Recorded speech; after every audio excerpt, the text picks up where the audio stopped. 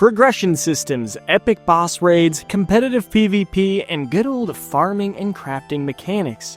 These are the things that make MMOs exciting. So grab your gear and get ready, because I'm going to share my impressions and everything else you need to conquer Raven Quest. This game is still in development, but already has an active community right from the beginning. When they opened the floodgates for a limited beta, there were so many people trying to get in that there was a queue. I was actually trying to team up with 2 other players, and one of them had to wait 30 minutes before he could get in, and when I landed, it was like ants scurrying all over the map. This made the limited playtest feel super exciting, like a real event, and I was pumped to be a part of it. But let's face it, MMOs can also be pretty overwhelming and typically need tens if not hundreds of hours of gameplay before they get interesting. So is Raven Quest worth it? Hey everyone, at Caveman here, and if you ever struggled to get into an MMO or felt stuck trying to progress to the end game, you're not alone. In fact, I'm right there with you, and typically I totally avoid MMOs because I just feel like they end up becoming just too much work.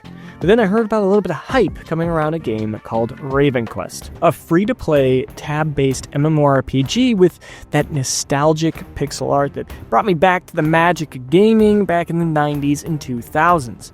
Now, I attended one of their AMA town halls recently where they had over 2,500 gamers watching it, and the game wasn't even live at this point. So this showed me that there was a pretty strong player base behind it, so I dove in.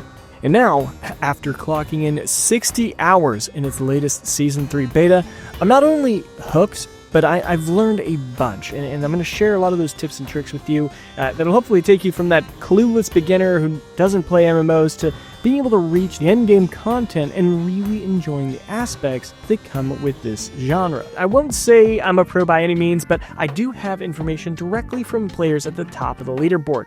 Now, as always, we have the chapters below. Feel free to jump to whatever information that you are most interested in. I will be starting off with just the basics of how to play a tab-based MMORPG, how does the targeting work, how do you position all these buttons, and then I'll start going through every other system and feature methodically, sharing any of the tips and tricks that I have along the way.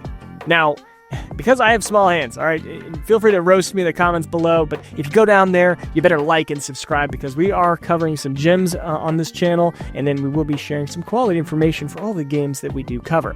Now, because of my hand situation, pressing, the 1 through 0 or even the minus and equal sign, it doesn't work. My hand can't make it over there. I'm going to get arthritis if I keep doing that. And that is why it is key to set up your bindings on your mouse or in buttons that are near WASD on your keyboard, especially actions that are frequent or in combat that you need to get to emergency, like health potions and whatnot. And you can use software like Logitech G Hub for Logitech mouses, or just look up whatever the manufacturer is for your mouse. I'm sure there's some software, and if anything, you can go to ReWASD, ReWASD. They have a custom solutions, and you can actually do it on a controller as well. I have a friend who plays on controller, and he really enjoys playing Raven Quest that way. So that's a couple different options. You'll have to look at that on your own. But now we're going to go in game, and I'm just going to talk about how the key bindings work for me, and then how tab-based combat generally flows. So this is me just walking around town. You'll see that I have my action bars. So I've added a couple extra action bars, and I have a UI set up that's custom as well. So let's actually go through the UI real quick just so you can see generally what everything is here. So we have Windows, and if you ever want to edit it or add additional action bars, this is the menu you go to, Windows here, and you can click Edit UI. And so we'll kind of go through the key things that are important to know. So in the top left, obviously, you have health and mana. Typically, mana in this game I found regenerates fairly quick, at least in my class, in my different archetypes. So you won't have to worry about mana too much, but that is something that maybe towards the late game or end game, you will start running out of mana more often. Then you have your Moa, that's your bird right here. You'll unlock this fairly soon, and then it's just Control R to hop on and off that. And it just has improved movement speed. The more you ride it, the faster it will bond with you. If you ever want to check your current bonding, you can press Y or the button right here, Transport. You'll be able to see what bond level you are. And as it levels up, you'll see that it increases its movement speed and gets other buffs as you go along. So that is your Moa. You'll have your health bar right here, potentially. Any additional like global buffs, like milk tea, that is something that you generally are always going to purchase. You can get it from the bartender in Raven Quest, which is like right here, just in this tavern that we've just walked by. Great thing to get to give you a little bit of bonus experience just throughout the entire game. It is a little bit expensive early on, so don't worry about it until maybe like level 20, and then you pretty much want it activated at all times. Then, you have your chat right here, you have your questing. Nothing special there, so let's go into the action bars right here. And so, especially when you're early on, you'll typically have like 2 abilities, and it'll be like on 1 and 2. Easy numbers to reach, and then as you start expanding, it gets a little bit more difficult. But as you go into combat, it's tab-based combat because that's how the targeting method works. So if we walk around here, we'll find some creature. There's one right there. I forgot I need to turn off my UI thing real quick. So we'll turn it off. So you will not attack anything unless you're targeting it. So right now I'm just getting attacked because I'm not targeting him. But if you press tab, now I'm going to start auto attacking. And so I just nuke him because I'm way overpowered for this level. But I won't attack. You tab and it'll start to delete. So then we'll go to this B, and then we'll be ready to press one of our buttons here. And so we'll tab, and then we'll press 1. And I instantly delete it with my little tornado attack. So that's one thing you can do, and that's typically how it works. Now, for me, I've actually even changed tab to E, because I don't like my left fingers, I don't like clicking on tab, so I actually press E, and that's kind of how I move it over there. Okay, so we decided to teleport to a different area so you could actually see how this tab-based works and choosing multiple targets.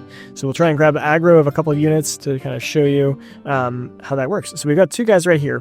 And so if I press E, it's going to target on one of them. So I'll start auto-attacking him. But then maybe I want to focus on the other one because it's a weaker unit. I want to kill him off first. So E, and you can bounce back and forth between them, and you'll automatically auto-attack them.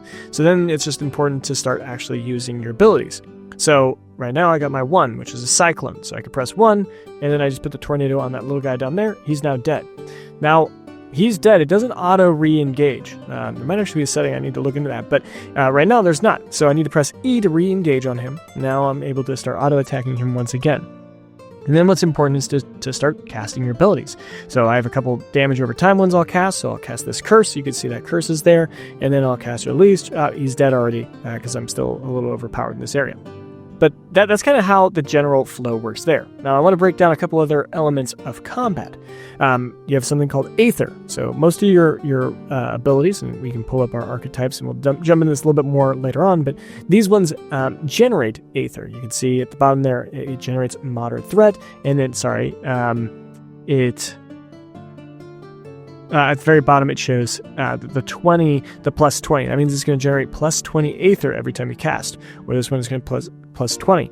Now, other abilities will actually take your Aether, and this one says minus 50 because it'll take up to 50, and you can read in that second paragraph that it'll increase the channel duration by 0.3 seconds for every 10 Aether consumed. So if we look back at this little vial, I have 100 Aether right now. So it could potentially, this one would suck 50 of that Aether away, but it'd give it more damage potential or whatever the bonus is.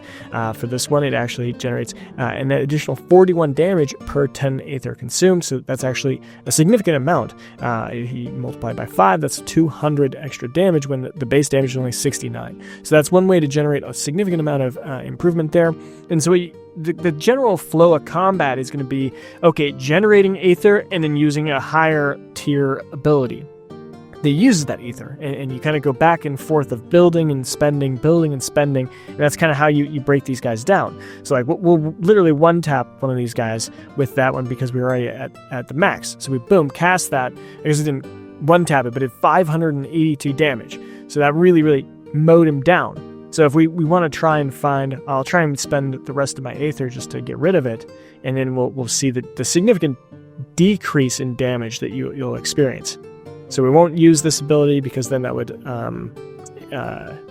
give us more Aether. And you do generate some Aether on auto attacks. So we have this guy right here, and we'll use this tornado again in 3 seconds, and you'll see that it does significantly less damage than what it did originally. So we press E to lock onto him, and then we'll use our ability. Boom, only 338 damage. So another 200 damage less, like we mentioned. So that's kind of where the damage comes through in how the general flow works.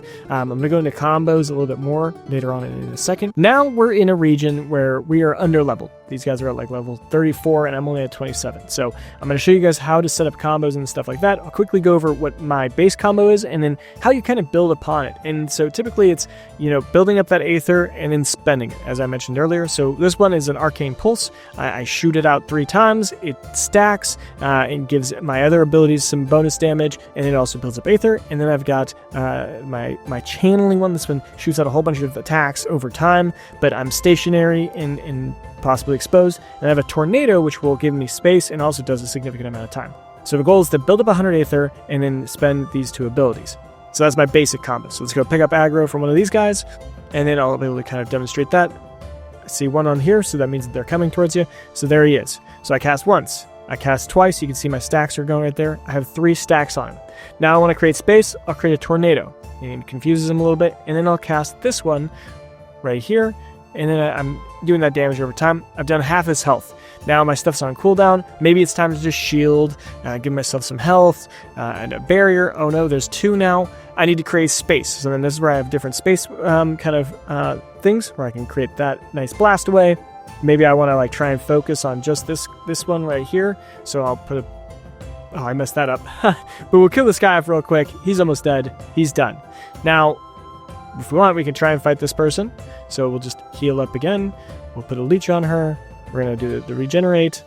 And so we're able to start holding back. But I wasn't targeted at all. So that was why I did no damage to her. So now I'm going to show you my advanced one, which is placing a curse, placing the leech, so that I'm doing damage over time. And then I'm going to start doing my stacks until I get 3. Then I'm going to cast that Tornado, knock her away, and then activate my ultimate spell there. Now, because I'm still pretty low, I'm going to create that Tornado, give myself some space, and then be able to finish her off just in time. So that was 2 units that were 5 levels over me. I was able to fight them solo. Those are the kind of combos you want to try and set up so that you can kind of navigate and be able to grow. Obviously, if you can kill higher level units, you're going to get more experience. You're going to be able to get to the end game faster. That's one of the best ways to kind of move along. And so generally, that's kind of how you want to play it. Now, also, when you're kind of waiting, if you just got through a fight, having beer is one of the best ways to do it. You can suck it in, and it really heals you up. These are cheap. I think they're going for like 20 a piece on the market. So that's an easy one. I always have like over 100 just because it's an easy way to kind of make up. One thing I didn't do is activate your weapon ability, and for mine it's mana overcharge because I have a staff. These are really important to try and use those as often as you can, and have that on a keybind and it's easy to hit.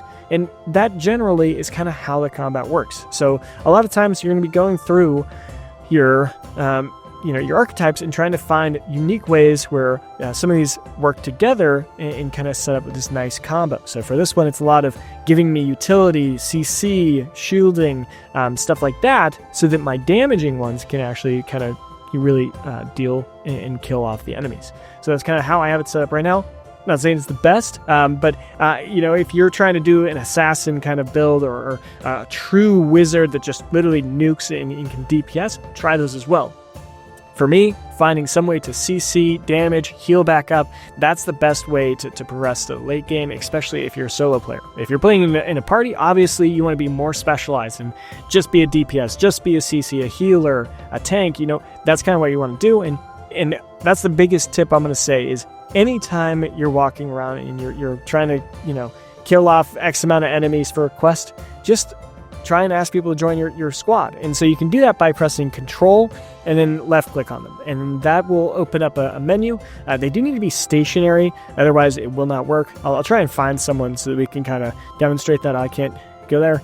So you'll activate your bird, and that's kind of what you do. I'll show that in just a moment. All right, so now we're on our farm here, and you can see we have a nice little large shack house is what it is. That's what you start off with. Or if you have a small shack house, whatever the size of your plot is what you'll be able to do. We have a few things planted, a little bit of farming going on, and there's a couple of trees on the outside. You can see there's just some random person out and about near this area. So this is kind of my plot. You can open it up and you're able to see the full size of everything. So you have inside the house, and you can set that up as like a different room, and it's really powerful to do stuff like that. And so if we look at like, I want a carpentry because that's my main one. So I need some rough planks, some copper ingots, and then I'd be able to make this here, and then that gives you a buff. And so that buff is specifically a 20 labor when doing carpentry. So it'll be better in the late game for sure. But otherwise, I want to just keep planting, and so this is where you could do a bunch of like potatoes, and so you can see I planted a bunch right here, and it's one of those games where it's all about figuring out the space and using it most efficiently so you can plant a whole bunch of different objects. So right here, maybe this isn't the most efficient because these trees kind of cover over like a little bit of a half a hex, so I have a whole bunch of space that'll be missed right here. But unfortunately, I don't care about potatoes or corn, which is what I'm growing there. I'm really just focusing on wood cutting because that's my primary gathering profession, and then carpentry as my primary crafting position. So we're going to try and make a whole bunch of these furs. Now, because I am playing on large land, you'll see it comes with this large land multiplier, and the fur right here does 40 to 136 logs per cut. So that's why it also costs 8,000 silver. So it's a very expensive investment. And so as you start to scale up, you can start to plant a whole bunch of these, and that way you have a much higher in-game cap of being able to do stuff. But I'm a little poor right now, so we'll actually go to the small land multiplier where I can actually plant a whole bunch of these trees for now. And so we'll grab these furs, we'll plant them all over the place. So we'll go here, here, here, here, here, here. And then you can see I'm messing up my space. I'm not using the space very efficiently. That's okay. We'll rearrange next time. You can see the positioning on this is going really well. But I've already run out of silver, so we'll go to a juniper tree here. Also just giving us nice basic logs. And now we're out of money. Just to fill in a little bit of extra space since we're here, we'll add some potatoes. We'll just fill those in right here. And now we are completely out of silver. So now that is basically it. And obviously you may not start off with a farmland, and you might just have the communal plot. I'll just teleport back to Ravencrest, and we'll be able to show you just how that works. Okay? And so you can just get on your little Moa, and just go down here to the southeast. And you'll find your communal plant is right here. And this is just part of the main quest line. You'll go in here and you'll be able to see it. And same thing, you can build. This will expand to the full plot, I think once you reach level 20 or 25. And then same thing, you can plant stuff here. But this is just a small land, is what this one will be called. Or the multiplier for this. Anyways, then you can cut down your trees and stuff as they've fully grown. And then boom, getting 18 logs out of that, Raven, I got a supply bag. Awesome.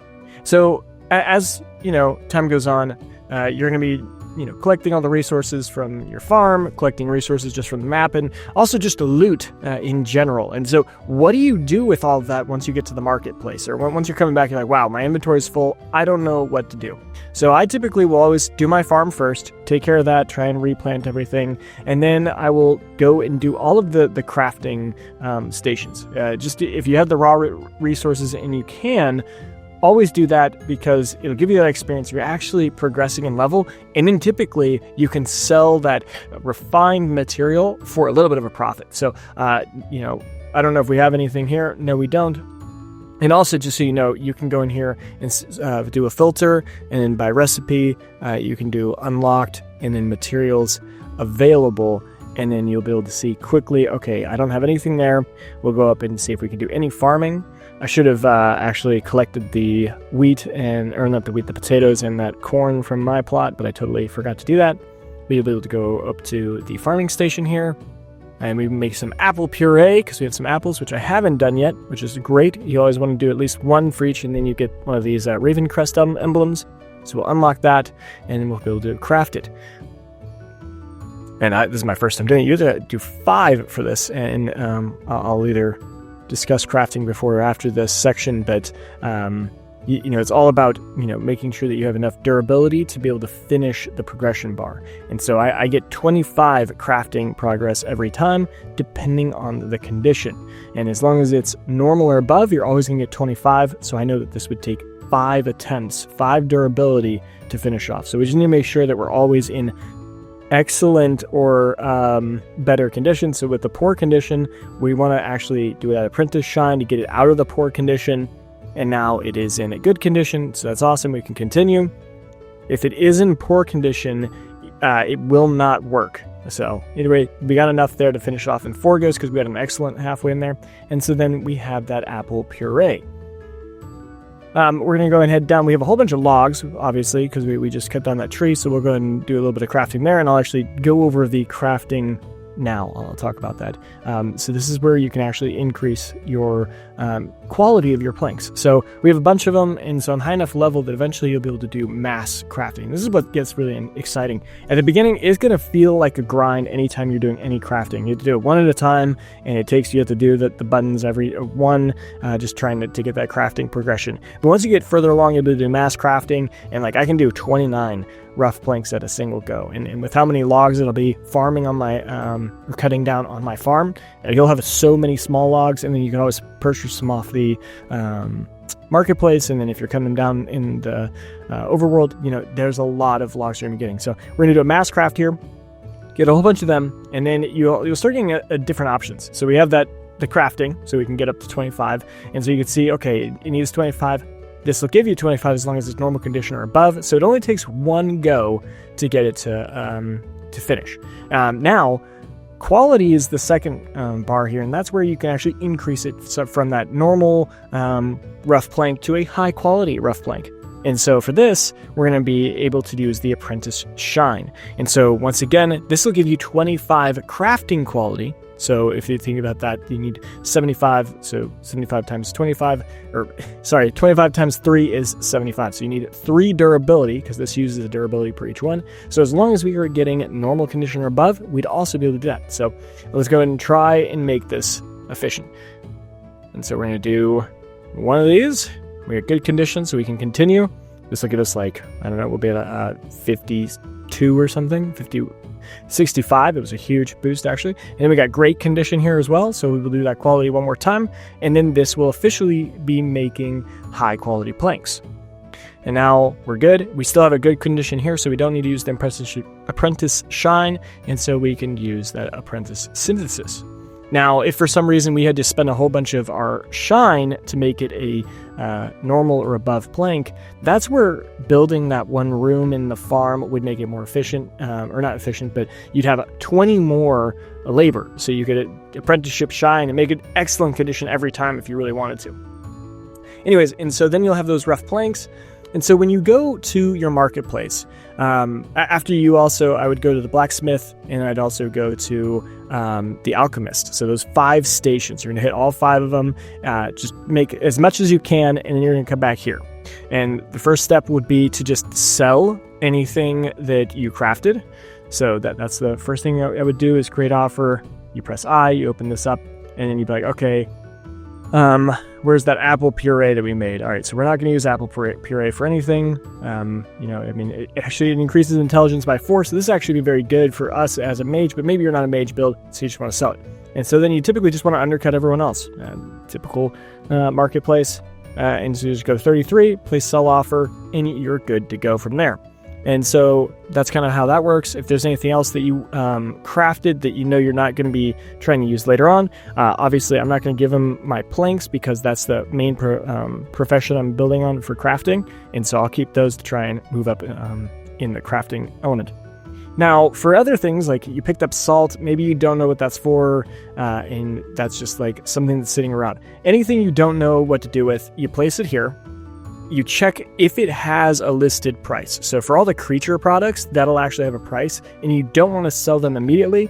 But for salt, okay, it's 5. I've got 5 of those, and it's going for 50 a piece. So I'll just slip that down for 49 a piece. We'll place a sell order, and you'll be good to go. And you'll typically just do that for any resource that's not a raw material. And so these are all materials. You can see that it says raw material, so that's fine. Keep those and you'll be good to go. For anytime you'll get warband infusions, I typically sell these if they're not soulbound, and so that's what the chain link means. It's soulbound, so typically sell them unless you're able to actually, if you have a huge silver supply, because what happens is these for the infusion, and you'll learn this fairly soon, is infusing these guys is really quite expensive. You'll attach this to here and then go here. This is like 34,000 silver. Now, obviously, if I saved up a little bit, I could pay that off, but I just haven't gotten to it. But then all of the other warbands that I've had, I've probably sold probably 1,000 of the just regular warbands. So it can be a pretty expensive thing. Obviously, it could increase my attack and my intelligence, making me more deadly out in the field, but that's just something to consider. Now, when you do have other creature product, the first thing you want to do is go up here to the north right here. And you would have gone through this through the tutorial, but a lot of times people forget, and they end up listing creature products that they could actually just sell right here. And you'd be like, I want to see your shop, and you'll be able to sell all your creature products right there for usually more than what will go on the marketplace. So if we check this out real quick, we'll be able to see some arbitrage opportunities that you can take advantage of. So we'll go here. I want to see the marketplace.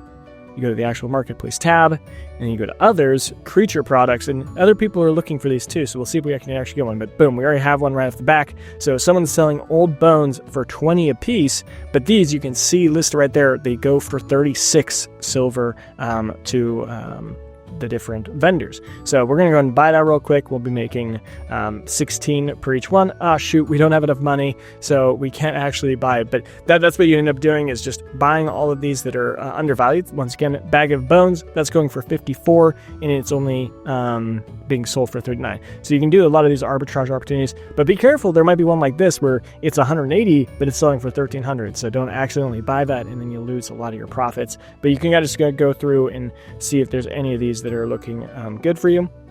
And so you either go to that vendor there, or what you'll end up doing is you'll take a teleport down to, I'll just show you guys real quick. You'll go to the vendor where the Ranger Company is. And if you haven't gotten to the Ranger Company yet, don't worry, you'll do it soon. But it's this little waypoint here. And so we'll just teleport. And you are here. And so this is the place where you have this monk quartermaster. And so you can talk to this quartermaster and you can sell your creature products there. He'll pick up anything that other vendor does not. And then while you're down here, you can always check your ranger board and make sure that you have an active quest. And the important thing is always choose a quest that is on the location that you're planning on spending a significant amount of time, or maybe it's associated with a quest that you're working on. That typically makes it a lot more efficient. And then you will get Raven packs throughout your time. Usually through progressing every 5 levels, you get a pretty important Raven pack. So we're going to go and open some of these and hope we get something good. So we'll open this. Let's see. We got one uncommon here. Yay. Okay. Always better if we could have something good. The important thing that I'm looking for is ones that'll actually be useful for my classes. And we did get the wind wall one right here. So it'll explode, pushing units away and applying a slow. So that's awesome. We'll definitely be activating that. Let's open another one. Oh, we got a rare, rare. Unfortunately, it's with protection, not helpful. We did get one for witchcraft. So that's internal worms. Haven't seen that one. We'll have to play around with it for a second, but that's it for what's useful for us. And then we have our adventure pack. Let's see what this gives us. And so we got wizardry, which is cold blast. So we could use that one. Protection. Ooh, we got arcane pulse. This is the one that really, really would help. We definitely want one of these. And then we also have a barrier one. Okay, so this is great. So let's go ahead and show you guys how to attach some of those. So now we'll go to K, our archetypes, and you're going to go into, I got one for arcane pulse, which is one of my primary abilities. So we're going to be able to attach that. Now, whenever you cast it, you're going to have a 10% chance to reduce arcane torrents cooldown by 3 seconds. And it's really important because Arcane Torrent is our main damaging ability. And so if we can get that to cast more often, that'd be great, because right now it does have a pretty long cooldown of 15 seconds. So cutting it down by 3 seconds every cast is actually pretty substantial. So that's awesome. And then one of the things you can do, we have an available skill point here.